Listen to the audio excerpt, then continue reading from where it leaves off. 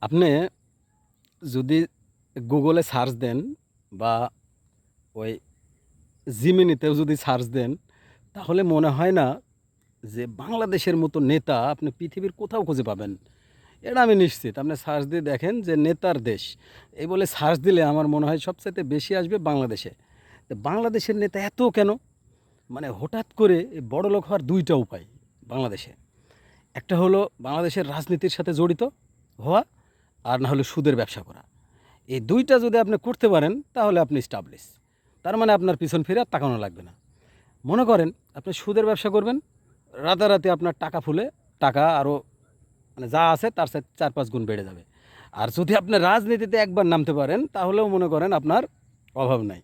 সেজন্যই কবি বলেছে যে, "আমি একদিন নেতা হব, ধরব দেশের হাল।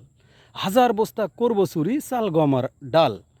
এমপি হব চুরির ভোটে, হব মিনিস্টার। দুর্নীতিতে শীর্ষে রব, হব স্টার। বিদেশেতে গড়ব আমি হাজারতলা ফাউন্ডেশন। বাংলাদেশের নেতা হব, এটাই আমার অ্যাম্বিশন।" ধন্যবাদ।